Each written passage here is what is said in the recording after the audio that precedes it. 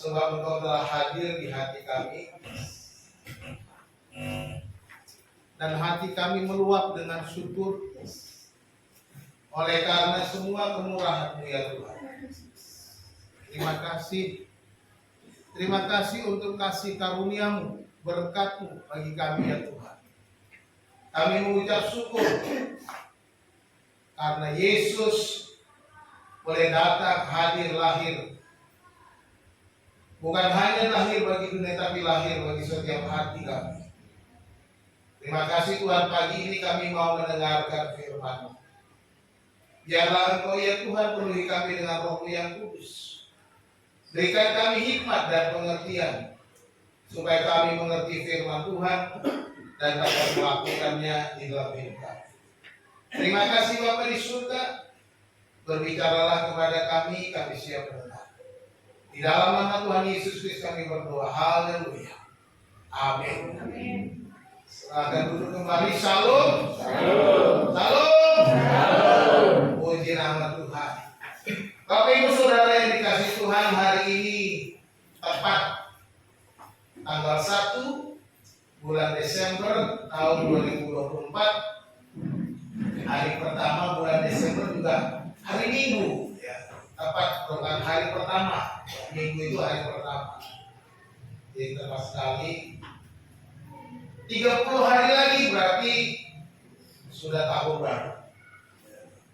Kita memasuki tahun yang baru. Puji Tuhan. Tanpa terasa tahun demi tahun kita lewati, kita lalui. Jikalau Tuhan menghendaki, diberikan kita kesehatan, diberikan kita kekuatan, kita akan memasuki tahun yang baru. Amin. Dan kita bersyukur bahwa Tuhan Yesus adalah keselamatan yang pasti bagi kita, yang diberikan, yang dikaruniakan kepada kita. Dan hari ini kita akan belajar bersama-sama tentang janji keselamatan itu, yang kita akan baca bersama-sama dari kitab Yesaya pasal 9 ayat yang kelima. Yesaya 9 ayat 5. Mari kita membaca bersama-sama satu ayat ini. Ya, Yesaya 9 ayat yang kelima. 1, 2, 3. Sebab seorang anak telah lahir untuk kita, seorang putra telah diberikan untuk kita, lambang pemerintahan ada di atas bahunya, dan namanya disebutkan orang, Penasihat Ajaib, Allah yang perkasa, Bapa yang kekal, Raja damai. Bapak Ibu Saudara yang dikasihi Tuhan, ayat ini merupakan ayat yang disampaikan oleh Nabi Yesaya kepada bangsa Israel.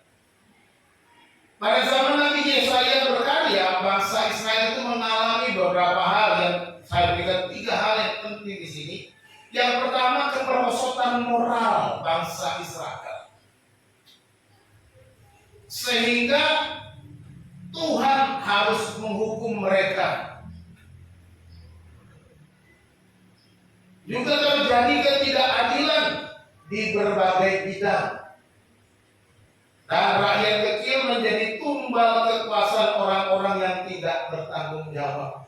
Inilah keadaan pada masa Nabi Yesaya melayani, sekitar tahun 722 sebelum Masehi. Jadi 700 sebelum Yesus lahir. Pelayanan Nabi Yesaya.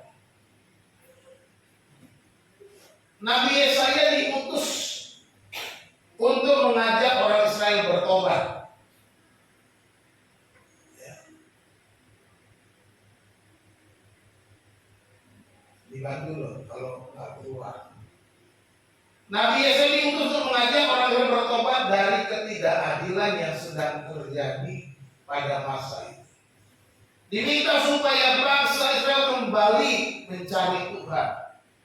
Yesaya menyadarkan agar mereka percaya kepada Allah. Ya, karena mereka mulai meninggalkan Tuhan. Mereka mulai mencari pertolongan kepada bangsa-bangsa asing. Dan Yesaya memperingatkan itu. Yesaya mendorong agar para pemimpin untuk hidup menurut ajaran Tuhan, dan mereka harus berlaku adil kepada bangsanya. Dia juga mengingatkan bahwa umat Allah akan celaka dan binasa kalau tidak mendengarkan Tuhan. Inilah yang terjadi, tetapi umat itu tidak mau mendengarkan. Akhirnya Tuhan pun menghukum mereka, membuang mereka. Sama seperti bangsa Israel ini, dia melayani di Yehuda. Bangsa Israel terpecah 2. Sesudah Salomo ada kerajaan Israel dan kerajaan Yehuda.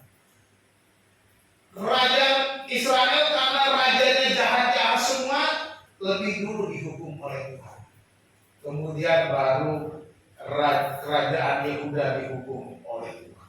Hari ini kita membaca bagian firman Tuhan yang disampaikan kepada bangsa Israel yang berkata, sebab seorang anak telah lahir untuk kita, seorang putra telah diberikan untuk kita, lambang pemerintahan ada di atas bahunya, dan namanya disebutkan orang, Penasihat Ajaib, Allah yang perkasa, Bapa yang kekal, Raja damai.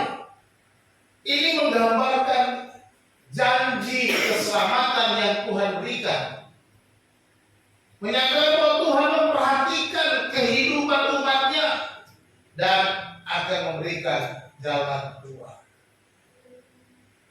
Tuhan memperhatikan umatnya.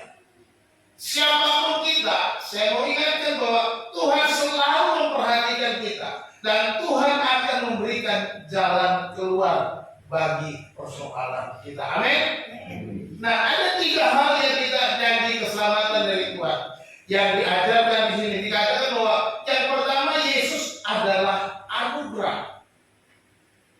Perhatikan di dalam ayat itu dikatakan sebab seorang anak telah lahir, telah diberikan, yang garis merah itu ya, yang warna merah.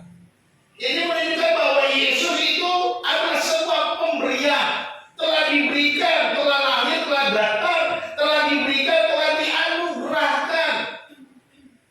Bahwa keselamatan itu adalah anugerah yang diberikan oleh seorang anak laki-laki, seorang putra dikatakan. Jelas di sini nubuat Nabi Yesaya bukan suatu nubuat yang membingungkan. Dikatakan seorang putra, pertama itu seorang anak, Yelek anak, tapi kemudian seorang putra, Ben, seorang putra. Jadi diperjelas anak itu adalah seorang laki-laki yang dianugerahkan kepada kita. Keselamatan adalah anugerah Allah semata. Ya, kita tahu Yohanes 3 ayat 16 bunyinya apa? Karena sama-sama 2-3. Karena begitu besar kasih Allah akan dunia ini sehingga Ia telah mengaruniakan anaknya yang tunggal supaya setiap orang yang percaya kepadanya tidak binasa melainkan beroleh hidup yang kekal. Haleluya. Jelas sekali. Allah mengaruniakan, memberikan anaknya yang tunggal.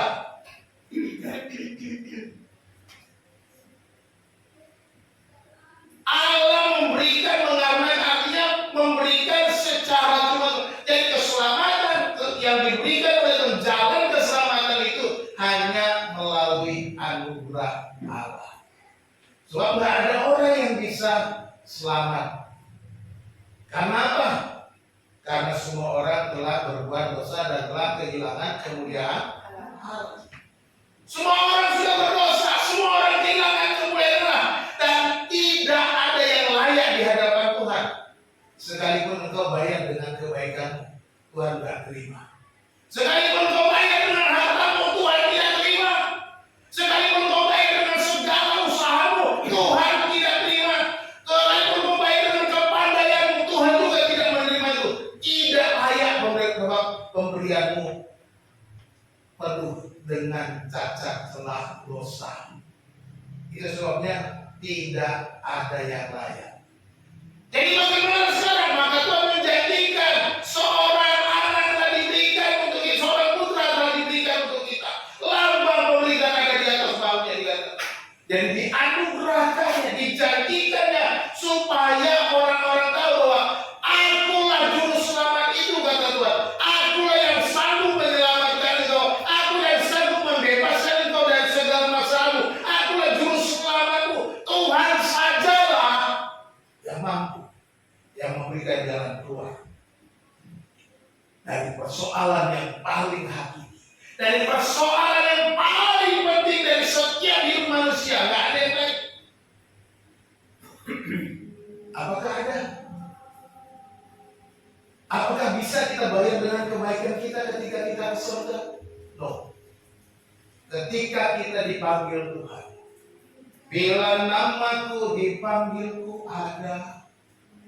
Bukan karena kebaikan kita, bukan karena kita sudah hebat, sudah setia, bukan itu, tetapi oleh karena Yesus yang sudah membayar lunas dosa. Oleh karena kau beriman kepada Yesus dan Dia berkata, aku menerima kamu karena Yesus, bukan karena kebaikanmu, bukan karena kecakapanmu, bukan itu. Bukan. Logika saja ini. Seandainya kita mati,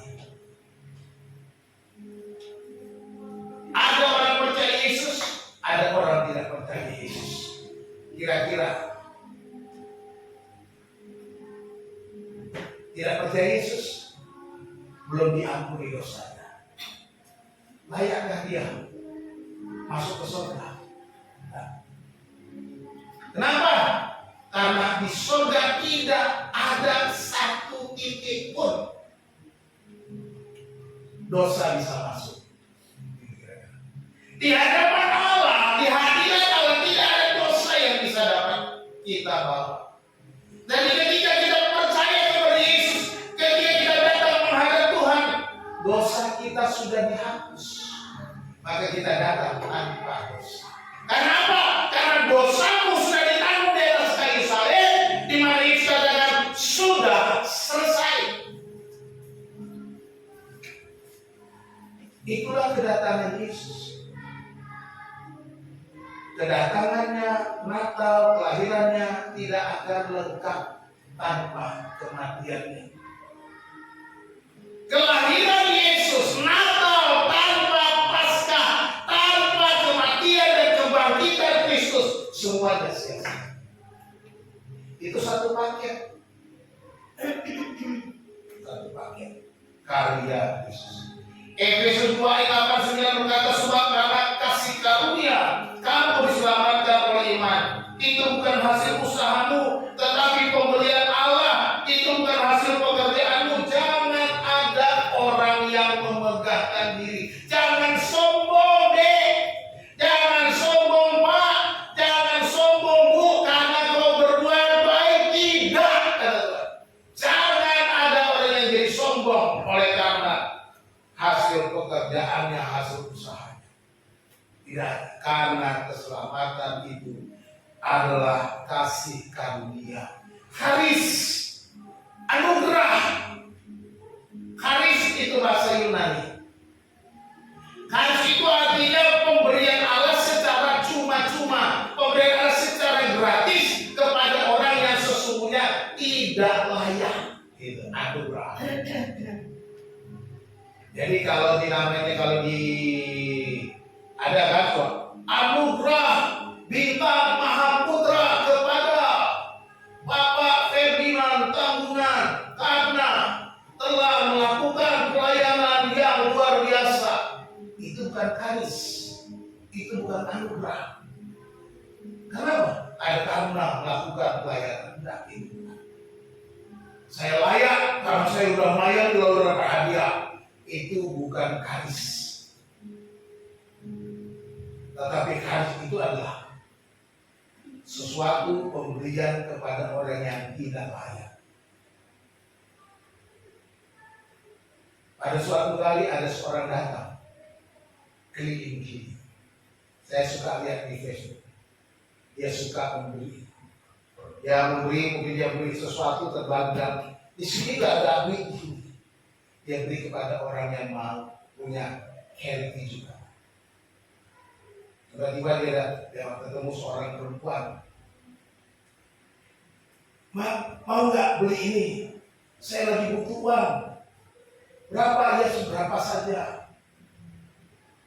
Saya perlu uang untuk beli obat. Ibu saya sakit. Perempuan itu terburu-buru lalu memberikan uangnya 100.000. Nih mas, saya bantu 100.000. Waduh, mbak, nggak benar ini serius. Akhirnya ya mbak ini nggak usah saya nggak usah beli. Tapi ambil mbak udah bayar. Ya, begitu dibalik ada uang jutaan rupiah. Dia sebenarnya nggak lagi. Orang-orang yang punya charity,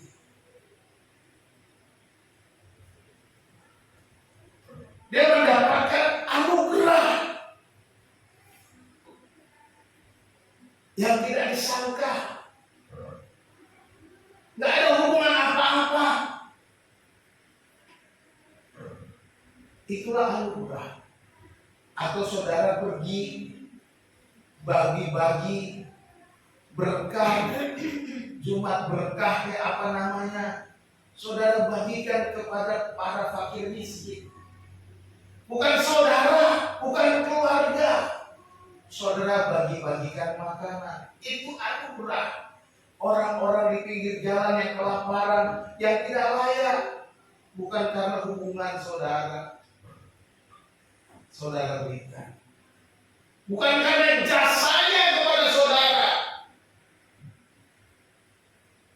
bukan karena dia sudah berjasa untuk saudara, maka saudara memberi, itu baru anugerah. Jadi kita pun begitu, kita menerima anugerah dari Tuhan bukan karena jasa kita, bukan karena hebat kita, bukan karena kebaikan kita. Jangan ada orang yang sombong memegahkan diri. Jadi Yesus adalah anugerah Allah. Janji keselamatan di dalam Yesus. Yesus menggenapi anugerah. Yang kedua, Yesus adalah penggenapan dari janji Allah itu. Ya. Yesus adalah penggenapan, dan perhatikan berikutnya ayat yang sama. Sebab seorang anak telah lahir untuk kita, seorang putra telah diberikan untuk kita. Tadi kita bahas kata telah lahir, telah diberikan. Sekarang kita bicara tentang seorang anak, seorang putra. Nah, ini menunjukkan penggenapan dari nubuatan ini. Siapakah seorang anak itu? Siapakah seorang putra itu? Yesaya 7:14 berkata, sebab itu Tuhan sendiri yang akan memberikan kepadamu suatu pertanda. Sesungguhnya seorang perempuan muda mengandung dan akan melahirkan seorang anak laki-laki, dan dia akan menamakan dia Immanuel. Pasal 7. Yesaya sudah mengingatkan. Tuhan sendiri akan memberikan kepadamu suatu pertanda. Apa tandanya? Seorang perempuan muda mengandung dan akan melahirkan seorang anak laki-laki. Diulangi dalam pasal 9 ayat 5, seorang putra telah diberikan untuk kita. Jadi janji ini diulangi dari pasal 7:14 dan Yesaya 9 ayat 5 diulangi. Siapa itu? Yesus sendiri, dialah putra yang didikankan dalam Matius pasal 1 ayat 23. Dikatakan sesungguhnya anak dari itu akan mengandung dan melahirkan seorang anak laki-laki, dan mereka akan menamakan dia Immanuel, yang berarti Allah menyertai kita. Jelas. Matius mencatat bahwa kelahiran Yesus, bayi yang dilahirkan oleh Maria, yang dimana Yusuf ingin menceraikan Maria secara diam-diam, malaikat berkata kepada dia, Yusuf, jangan takut mengambil Maria sebagai istrimu, sebab bayi yang ada dalam dikandung oleh Roh Kudus. Ya. Sebagaimana dijanjikan firman Tuhan, malaikat mengingatkan kepada Yusuf bahwa ada janji firman Tuhan di dalam Yesaya 7:14 itu. Anak darah itu akan mengandung dan melahirkan seorang anak laki-laki, dan mereka akan menamakan dia Immanuel. Penggenapan ini tepat seperti apa yang ada di dalam Alkitab. Yesaya berkata dia disuruh Immanuel, dan malaikat berkata dialah ini Immanuel. Siapa? Yesus itu. Maria pun ketika didatangi malaikat, dia bingung. Mengapa aku hamil? Sedangkan aku belum pernah bergaul dengan laki-laki. Tapi malaikat datang. Sebab engkau dikandung oleh Roh Kudus, bayi dikandung oleh Roh Kudus. Hendaklah engkau menamainya Yesus. Saudara-saudara dikasih Tuhan. Jadi kita melihat ini. Yesus adalah penggenapan janji Allah itu. Bukan yang lain. Jangan cari yang kalau ada orang berkata ini Yesus, ada banyak juru selamat, ada banyak Mesias zaman sekarang. Hati-hati. Ada banyak aliran-aliran yang mengaku sebagai Mesias. Karena itu tanda-tanda zaman. Jangan mudah mengikuti. Akhir-akhir ini Facebook luar biasa. Gereja Simpson G berusaha dengan segala macam cara untuk mempengaruhi orang supaya bisa mendapatkan pengikut dengan berbagai macam nama-nama. Baru-baru ini saya selidiki, ada namanya institut apa? Christian Center lah, pembelajaran Alkitab lah. Ketika saya selidiki, saya cari informasi di Google aja langsung. Ujung-ujungnya gereja Shincheonji, aliran sesat Korea. Ada lagi gereja yang sesat lagi, gereja Darabang baru lagi. Hati-hati. Jadi kalau saudara di Facebook, saya sarankan kalau ada yang menawarkan kursus Alkitab, jangan mudah ikut-ikutan. Jangan sampai disesatkan. Kalau ada yang saudara perlu belajar, kalau saudara punya niat berkursus Alkitab, kenapa nggak di gereja? Daftarkan di Pak, saya mau kursus Alkitab di gereja, kita kumpulin. Ya. Daripada sesat di sana, mendingan di sini belajar yang benar. Nanti kacau. Ya. Ajaran sesat mulai muncul di mana-mana. Mereka mengaku Mesias, mereka mengaku sebagai Tuhan, mereka mengaku mendapatkan semuanya dari Tuhan dan mereka punya kuasa luar biasa. Jadi hati-hati. Ya. Kalau yang aktif sosial media jangan mudah ikut-ikutan. Kelihatannya manis, kelihatannya bagus. Awal-awalnya akan menarik, sepertinya semuanya benar, baik, indah, tapi akhirnya ujungnya nanti mulai isinya melenceng sedikit demi sedikit. Inilah yang harus lihat. Hanya Yesuslah satu-satunya penggenapan dari janji Allah itu. Jangan ada yang lain. Dan ingat, Dia akan datang kedua kali dengan cara yang sama, kata malaikat Tuhan dalam Kisah Rasul pasal 1. Jadi jangan percaya ada orang yang bilang dia datang di Korea, dia datang di Bandung, dia datang di Jepang, dia datang di mana-mana. Dia harus datang seperti pencuri. Artinya dia nggak kasih tahu kapan dia mau datang. Dia nggak kasih tahu kapan saat dan waktunya, tetapi kita diajarkan supaya bersiap-siap, berjaga-jaga setiap waktu, atau harus sediakan minyak pada diri supaya nyalanya tetap ada sampai mempelai itu datang. Jangan terlena. Yesus adalah penggenapan janji Allah. Yang ketiga kita belajar, Yesus adalah penyataan diri Allah. Penyataan diri Allah itu artinya bahwa Allah menyatakan dirinya di dalam Yesus. Yesus satu-satunya yang menyatakan Allah yang benar.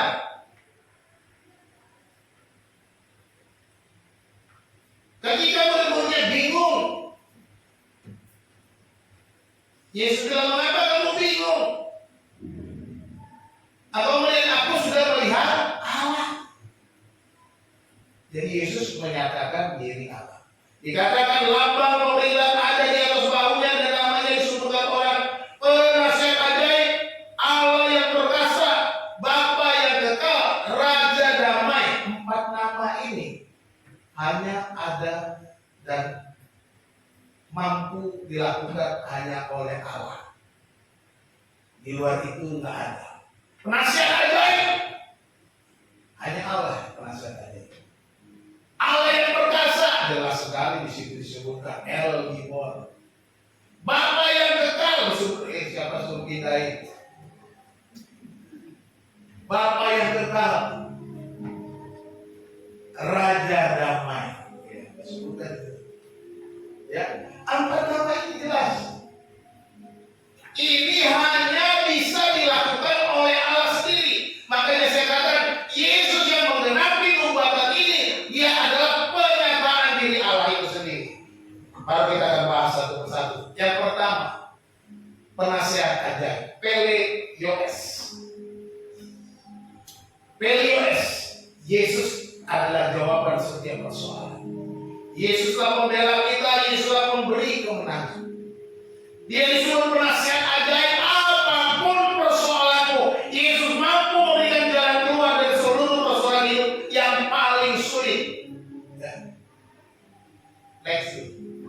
Jadi Yesus mampu menjawab persoalanmu. Yesus mampu mengatasi kesulitanmu. Yesus mampu menjawab apa yang paling penting yang kau perlukan dalam hidup. Karena dia penasehat ajaib. Dia akan memberikan nasihat. Oleh sebab itu datang kepada dia, jangan datang kepada dukun. Jangan datang kepada orang pintar untuk mendapat nasihat. Jangan datang kepada tetanggamu yang tukang gosip. Jangan. Datang kepada Yesus. Dia adalah penasihat ajaib. Apapun persoalanmu, jangan kau datang ke tetangga. Tolong, aku gini bisa gak pinjam duit? Sorry, Malopi, aku belum bisa kasih pinjam. Habis itu mulai tersebar. Malopi itu kan tukang pinjam duit kemarin dan datang ke aku, itu yang terjadi. Jadi jangan datang kepada tetanggamu. Datang kepada siapa? Yesus satu-satunya penasihat ajaib. Tuhan, aku tidak punya apa-apa. Besok aku bayar uang kontrakan. Aku belum punya uang. Tuhan berkati suamiku, berkati usahaku, berkati pekerjaanku, berkati rumah tanggaku. Tuhan tolong supaya aku tidak dipermalukan. Pernah nggak datang begitu? Atau saudara anggap biasa-biasa saja? Harus datang. Dia penasihat ajaib. Dia sumber ajaib sebab dia adalah manusia sekaligus Allah sendiri. Karena dia Allah, dia mampu, dia menjawab, dia memberikan. Jadi Bapak Ibu Saudara yang dikasihi Tuhan, Yesus itu sumber ajaib. Ya, apapun persoalan yang paling sulit sekalipun, datang pada Yesus. Saya tidak bohong. Saya mengalami. Saya tahu bagaimana sulitnya hidup. Saya tahu bagaimana pergumulan hidup. Mulai dari bawah sampai naik ke atas. Semuanya penuh dengan pergumulan. Saya tahu bagaimana membayar kos kuliah anak. Saya tahu membayar bagaimana untuk makan. Saya tahu bagaimana kami berjuang untuk membangun pelayanan. Saya tahu semua itu. Semuanya dari hal-hal sulit.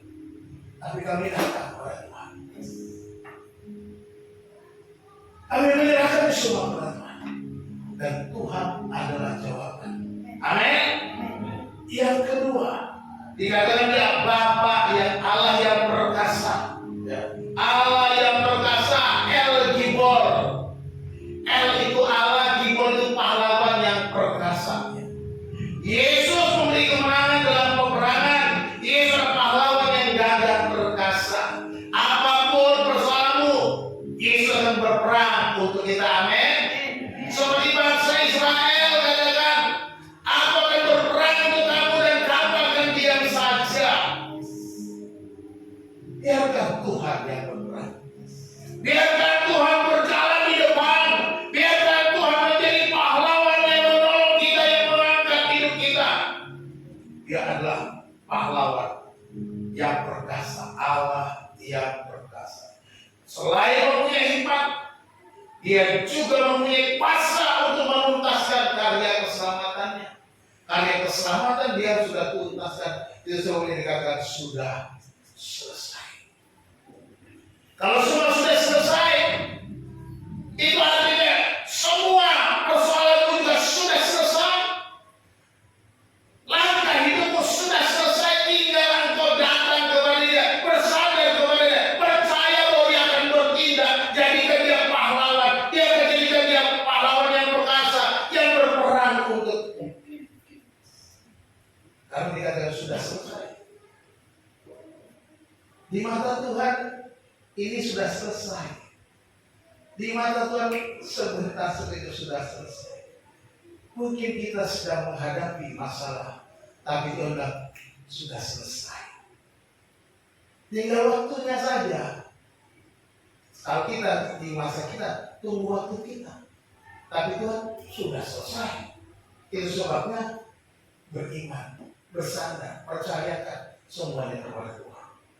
Kisah para Rasul 4:12, dan keselamatan tidak ada di dalam siapapun juga selain di dalam Dia. Sebab di bawah kolong langit ini tidak ada nama lain yang diberikan kepada manusia yang olehnya kita dapat diselamatkan. Hanya Dia yang dapat mengalahkan maut, yang mengalahkan kematian. Hanya Yesus saja, El Gibor, yang mengalahkan maut itu, yang memberikan keselamatan, yang memberikan hidup baru kepada kita. Hanya Yesus saja, nggak ada yang lain. Allah yang perkasa, Bapa yang kekal, nama yang ketiga, Abi-Ab, ya, Abi dari Abi Allah, Bapakku, Bapakku yang kekal. Digambarkan juga karena dikatakan aku dan Bapa adalah satu, kata Yesus, ya. Yesus menjadi Bapa kita. Yesus setia sampai selamanya sebagai anak. Bapa tidak akan pernah menolak dan mengecewakan anaknya. Amin. Bapa tidak akan pernah menolak saudara. Bapa tidak akan pernah mengecewakan saudara. Kalau saudara mengecewakan Tuhan, pernah? Pasti pernah kita mengecewakan Tuhan. Tapi Tuhan tidak akan pernah mengecewakan kita. Masih ingat kisah anak yang bungsu itu? Anak yang hilang. Anak bungsu ini pergi minta harta warisan dari bapaknya. Pak, mana bagianku? Biar aku keluar dari rumah ini, aku mau pakai semua bagianku untuk diriku sendiri. Bapak yang baik, dia bilang, oh dah bukan bagi. Ini hakku, pergi. Goodbye Bapak. Dia pergi. Dia pergi hidup dengan memuaskan hawa nafsunya, memuaskan keinginan dagingnya, melakukan apa saja yang dia mau, yang penting happy. Kumpul dengan teman-temannya rame, di mana ada semut, ada gula di situ, ada banyak semut. Seperti itulah dia dikerumuni orang banyak. Dikerumuni dengan orang-orang yang mengharapkan hartanya, menghabiskan hartanya. Akhirnya habis beneran. Dan ketika hartanya habis, satu persatu, mungkin 2/2, 3/3, 4/10, mungkin semuanya langsung hilang. Tinggallah dia sendirian. Tinggallah dia menderita. Nggak punya uang dan ada hepeng. Bajunya juga sudah digadai karena harus cari makan. Tinggallah baju yang compang-camping. Akhirnya dia pun karena kelaparan dia bekerja di seorang peternak babi. Ngasih makan babi. Tetapi apa yang terjadi? Nggak dikasih makan, nggak dapat makan juga. Mau makan nasi babi itu nggak boleh makan nasi babi. Babi itu lebih penting daripada kau. Bayangkan, yang punya ternak babi, babinya lebih penting daripada yang kerja nasi makan babi. Apa yang dia ingat? Bapaknya. Saudara-saudara dikasih Tuhan, kalau kau jatuh terpuruk, kalau kau berada dalam kesulitan, kalau kau berada dalam masa-masa paling sulit, apa yang saudara ingat Bapak? Ingat Bapakmu, Bapakmu yang di surga itu ingat. Anak muslim bilang, di rumah Bapakku, hamba-hambanya bisa makan. Aku akan pulang ke rumah Bapak. Aku akan berkata, aku sudah berdosa terhadap surga dan terhadap Bapak. Aku tidak layak lagi dianggap anak Bapak. Aku mau kerja, aku mau jadi budaknya Bapak. Bayangkan, dia pulang mau jadi seorang budak. Pulang aja dengan compang-camping, dengan lunglai, dengan keadaan yang kotor, lusuh, tak ada apa-apa lagi. Ingat baik-baik, dari jauh bapaknya selalu menunggu, menantikan anaknya. Inilah kasih Bapak itu, dia selalu menantikan kita yang pergi. Dia selalu menantikan orang-orang yang terus meninggalkan dia, menantikan yang menatap sedikit jauh supaya berharap anaknya akan pulang kembali. Masih jauh. Bapaknya sudah kenal. Ini anakku yang dulu telah pergi, anakku yang hilang itu.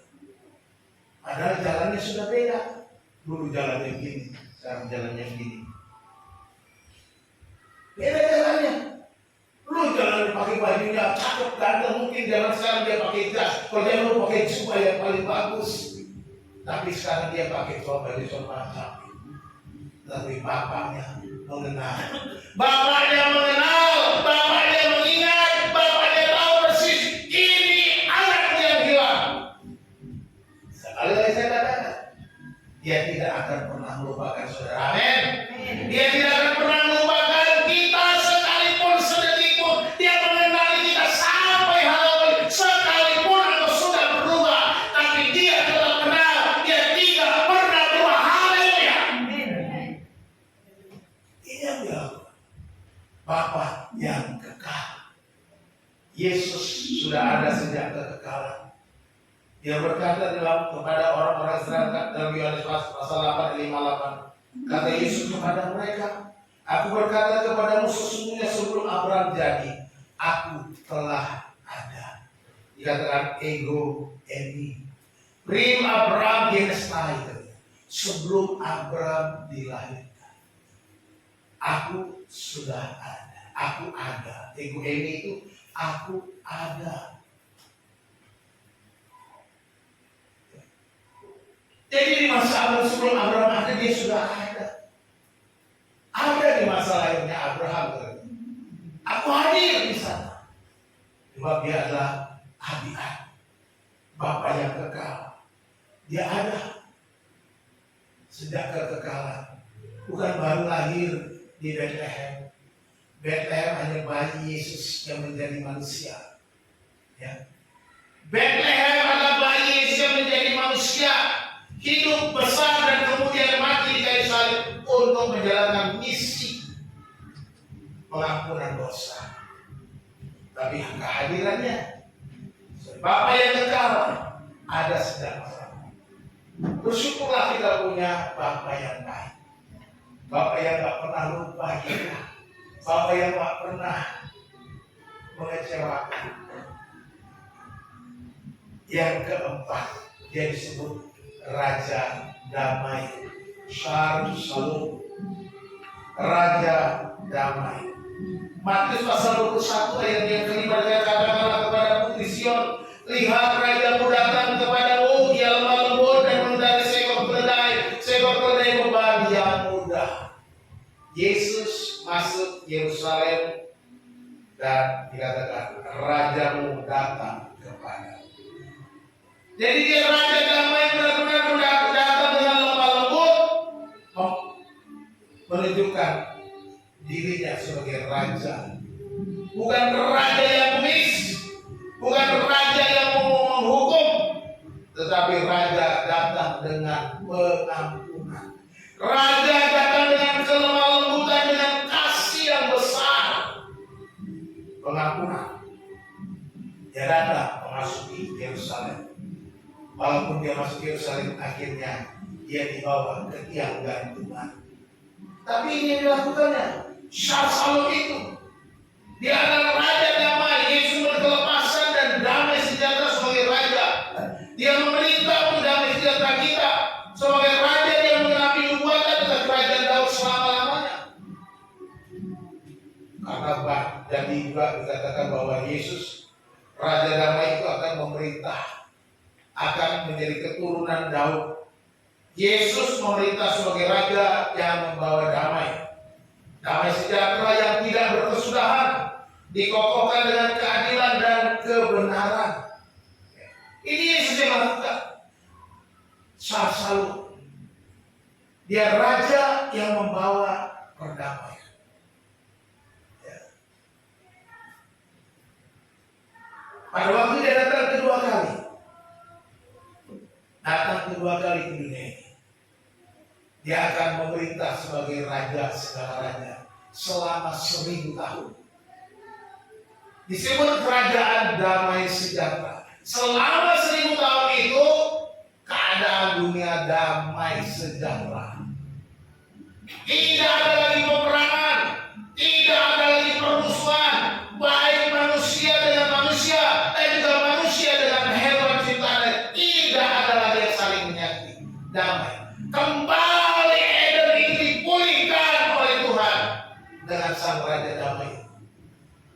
dalam Alkitab dicatat anak kecil akan main dengan ular, dengan serigala, dengan singa, dengan anak singa. Alkitab mencatat itu. Jadi didamaikan kembali. Jadi dia akan memberikan kedamaian yang sejati, bukan damai ecek-ecek, bukan damai pura-pura, bukan damai sementara, bukan damai yang sebentar saja, tetapi damai yang sejati, damai yang kekal, damai yang kita dapat rasakan bukan karena perasaanmu saja. Kita kan suka ikut damai, kita kan ikut perasaan, ya kan? Ada sering kali kalau saya kehilangan damai sejahtera. Kenapa? Karena ikut perasaan. Kalau kita ikut perasaan pasti kita bisa kehilangan damai sejahtera. Tetapi kalau kita memiliki damai sejati itu, kita tidak akan pernah kehilangan semangat. Damai sudah ada di hati. Kita tidak dipengaruhi oleh berbagai macam persoalan. Damai itu tetap ada.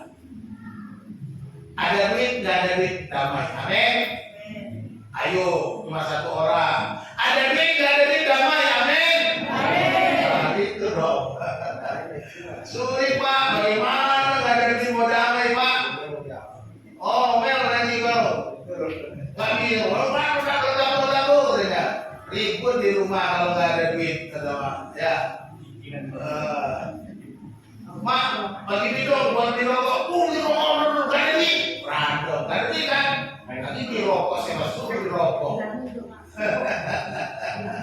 Emang ibu-ibu kalau bapaknya minta duit beli rokok, nggak ada duit beli rokok. Rokokin aja. Cari sendiri buat beli rokok. Aduh, jadi jangan dikasih buat beli rokok. Ya. Tapi akhirnya suaminya punya akal. Pak, aku mau beli AIWO, lalu ini, ya. Ada lebihnya kan gitu. Lebihnya akhirnya di rokok juga dia. Ya itulah manusia, banyak akal, ngakal-ngakalin istri, ngakal-ngakalin anak, ngakalin orang tua, ngakalin suami, ya saling mengakal-ngakalin. Jadi kita punya raja damai yang memberikan damai sejahtera yang sejati, damai yang kekal, damai yang seharusnya tidak terganggu oleh karena masalah-masalah kehidupan dunia ini. Karena apa? Ada Yesus di hati. Ada Yesus di hati. Yesus akan memberikan damai itu. Jadi kita disebut atau kita diberikan seorang anak yang adalah menyatakan Allah sendiri. Dia disebut penasehat ajaib, Allah yang perkasa, Bapa yang kekal, Raja damai. Ini suatu hal yang luar biasa. Nama-namanya ini 4 nama menggambarkan bahwa Yesus itu adalah manusia dan Yesus itu adalah Allah sendiri. Kesimpulan kita masuk pada kesimpulan. Kesimpulan yang kita pelajari dari firman Tuhan pada hari ini bahwa yang pertama Allah menyatakan anugerahnya melalui rencana yang kekal. Ya. Anugerah Allah sudah dinyatakan rencananya yang kekal sejak manusia jatuh ke dalam dosa pun sudah disebutkan. Kejadian 3 ayat 15 akan ada permusuhan antara ular dan perempuan, antara keturunan ular dan keturunan perempuan, dan ular akan meremukkan keturunan perempuan dan keturunan perempuan akan meremukkan kepala ular. Bukan meremukkan keturunan ular. Ular di situ melambangkan iblis. Jadi keturunan perempuan itu siapa? Keturunan perempuan. Lihat, keturunannya akan meremukkan kepalamu. Keturunannya katanya itu dalam bentuk maskulin, laki-laki. Kalau dalam bahasa Inggris, his, bukan her. Ya, keturunannya. Keturunan itu laki-laki. Keturunan perempuan itu adalah laki-laki. Jadi yang meremukkan kepala ular itu siapa? Keturunan perempuan, bukan Hawa. Jadi rencana itu sudah disampaikan. Yesaya 7:14, Yesaya 9 lebih kali banyak pembuatan di dalam Alkitab. Rencana keselamatan anugerah itu disampaikan Firman.